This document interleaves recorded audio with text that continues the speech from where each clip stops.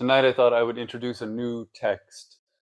This is from Dogen's Shobogenzo, and I find it's not discussed very often, but it has a very accessible quality to it, partly because it's short, partly because it's very straightforward, partly because, as a few of Dogen's writings are, it's presented as a list. If you look on the internet today, the things that get the most hits are the listicles, the 8 ways to do this and the 5 steps to do this and the 10 best this, right? That's guaranteed that someone will click on that. It does something to the mind, and there's something almost comforting for me in realizing that 800 years ago people thought the same way. They understood that it's just so satisfying to create this little package that says, here are 3 things, or here are 6 things. In this one, Dogen presents 5 things. The text is called Butsudo, which means the way of the Buddhas. But it's a little bit confusing because he has another text in a different version of Shobogenzo that is also called Butsudo, the way of the Buddhas. And that's the popular one. That's the one that we think of when we talk about Butsudo. So this one, the lesser one, has taken on a secondary name, Doshin, which means the mind of the way. So both titles kind of get used. It's a text that has no date. We don't know when it was written. We don't really have a sense, I think, of where Dogen might have placed this in his own writings, whether he saw it as something of high value or as more of just an exploration of an idea. But when I was reminded of it recently, I thought, oh, this is a good thing to talk about. The Butsudo, this is his presentation on what it is to follow the way of the Buddhas, or what it is to have the mind of the way. And though I won't take this moment right now, because tonight I'll only get into one of the 5, I would encourage you to walk around a little bit and think to yourself, if I, on the spot, had to say that this path is broken down into 3 parts, or 4 parts, or 6 parts, what would I say those are? What does this path look like to me as a map? Dogen doesn't have just one answer for this. He actually tries it in a few different ways over the course of his life. This is one. It starts with, in seeking the way of the Buddhas, we should give first priority to the mind of the way. Those who know the nature of the mind of the way are rare. We should ask those who have clearly understood it. So his first point of the 5 is about cultivating or recognizing or working from the mind of the way. And he starts by saying, first step, find someone else who has already done this. See what they have to say. Among people of the world, there are those who are said to have the mind of the way, who in fact lack the mind of the way. That's just true. It was true in Dogen's time, it was true before Dogen's time, and it's true today. There are so many people who are said to have penetrated the very depths of the Dharma. There are so many people who will say themselves that they have penetrated the very depths of the Dharma. When I used to work for a magazine, people used to send me their own biographies. And in their own biographies, they would talk about how they had penetrated to the very depths of the Dharma. But it is rare. There are those who in fact have the mind of the way, but are unrecognized by people, I would say that's also true. In part because, of course, they're not going to talk about how they penetrated the depths of the Dharma. So we don't necessarily know who to look to. We don't necessarily know where to go.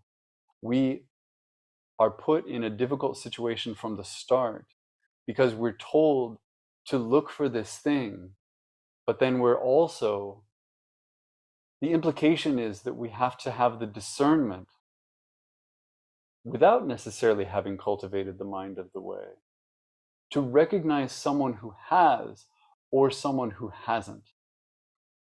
There's no easy way through that, and we might make mistakes as we go. Thus, says Dogen, it is hard to tell who has it and who does not. As a general rule, we do not believe, do not listen to the words of foolish or bad people. I don't know if that's true. We may not believe the words of foolish or bad people, but we absolutely listen to them. We find it very compelling when foolish and bad people speak.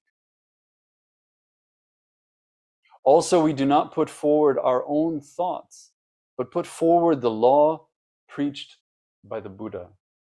And here he shifts into something less like discernment and more like practice, because he's speaking to a kind of restraint. That when we present in the world, when we speak in the world, that we try, again, without necessarily knowing if we're getting it right, without necessarily being sure how to get it right, we try to speak words of Dharma. We try to speak from this truth that may not be entirely clear to us. And in making that choice, we put some of our own thoughts, some of our own foolish thoughts to the side.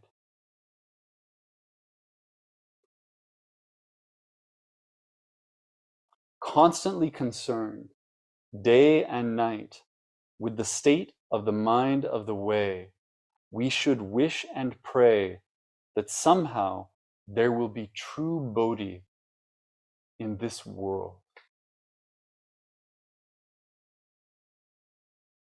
And so not just trying to speak in this way, not just trying to offer in this way, but holding something that is, it's like the aspiration of an offering. That the thing we're looking for will be fully present always. That there will be true Bodhi in the world. That Buddhahood will always be right there, and it will be authentic, and it will be recognizable. So to cultivate this mind of the way, we navigate this very tricky path, trying to see what is true, trying to recognize what is not true, trying to plant ourselves in that truth, and underneath it all, just hoping that it's there, right? That it's available, that when we reach out to touch it, we'll locate it. When we open our mouths to speak it, that will be what comes out. And that when we listen for it, we'll know what we're hearing. And he says just a little bit more. At the end of the age, and at the end of the ages, that's the end of history. It's what we call Mappo, which is the degenerate age. So there are the three ages in Buddhism. And Dogen's funny because he likes to use it as a poetic device, but he also says that these ages aren't real in other texts. So it's kind of a flourish. But he says at the end of the age, so at the end of the whole human story, there are not many with a true mind of the way. So we shouldn't expect that everybody is getting there. Still, he says, paying attention to impermanence, we should not forget that the world is fleeting and human life precarious.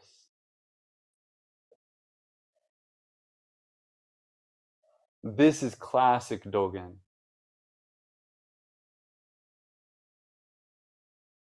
In so many circumstances, Dogen circles back to this. If we want to say, how do I cultivate the mind of the way from Dogen's perspective, we might think, well, I'm supposed to sit in Zazen. And if I sit in Zazen, I will come to see the truth of things. But that isn't what Dogen says. Dogen doesn't use Zazen as a way to seeing something. He says, sit in Zazen as if you already see it. If you ask Dogen, what's the way from here to there? How do I go from not seeing to seeing? What Dogen says is, look at impermanence. Just that. Look at it as closely as you can, as intimately as you can. Because when you really see it, not just in the obvious ways in which it presents itself, but as a lens on the world, where you see impermanence in all things,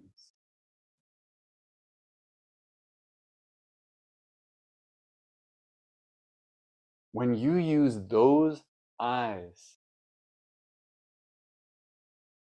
then you're in the mind of the way. That is as close as we get from Dogen to a description of what it is to be awake. It's to be awake to the constant arising and passing away of the world. So here we get something more concrete.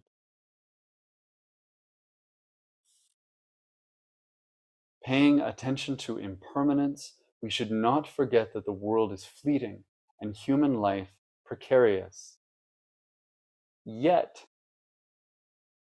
and here he makes it harder, yet we should not be aware that we are thinking that the world is fleeting. So he's also saying, don't turn this into a project. And here we walk along this sword's edge of how the practice is so often described. Is it something that we create, or is it something that we discover? Right? Do we do what Keizan says we do, and we show up to Zazen as Buddha? Or do we find the little breadcrumbs that have been left behind by others as a way of realizing that place? In practical terms, it's both. It's always both. And here Dogen, he doesn't really take a stance. He says, look at the world through impermanence. This is what the mind of the way does. And then he says, don't be self-conscious about it. Don't make it some kind of big thing.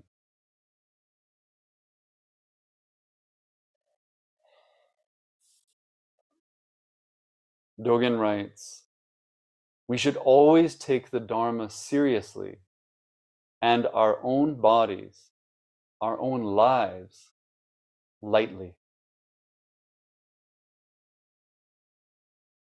We should always take the Dharma seriously and our own bodies, our own lives, lightly. A very clear message that can sound kind of macho or kind of heroic, But if we bring that lens of impermanence, it's not that extreme. We understand from the beginning that we're going to grow old and we're going to get sick and we're going to die. That doesn't have to be a big thing.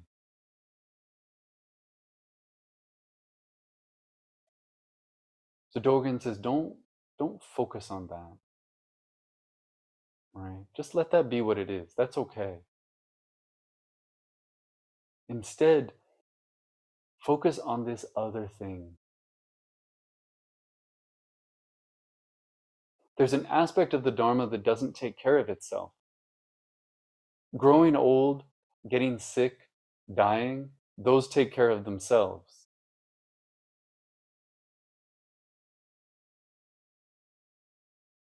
But seeing the world as impermanence, making that offering of the truth of Bodhi moment to moment to moment,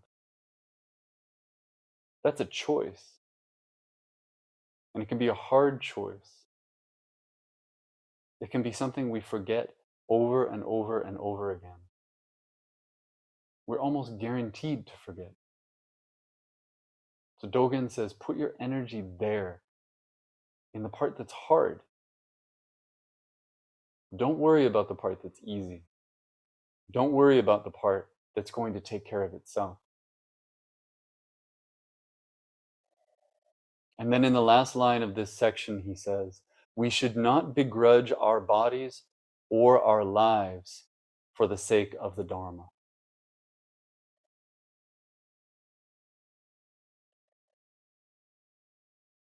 So the mind of the way, the cultivation of the mind of the way, the holding of the mind of the way,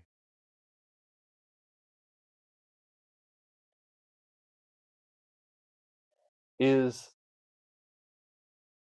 if not an offering in itself,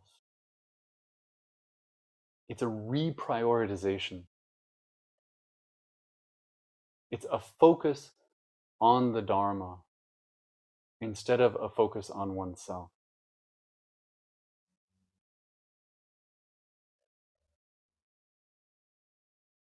Not easy.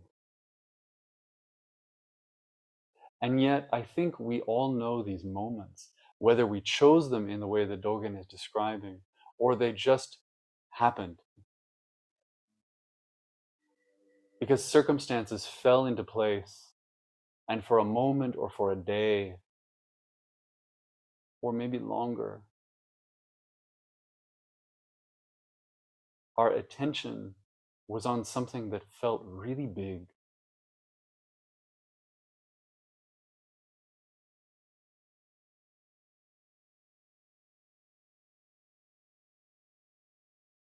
Our attention came from this place, not a scary place, not a disempowered place, but still a place of being small relative to the rest.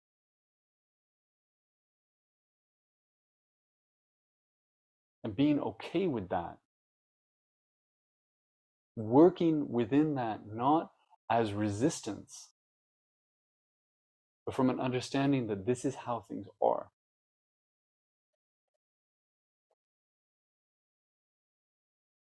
This is step one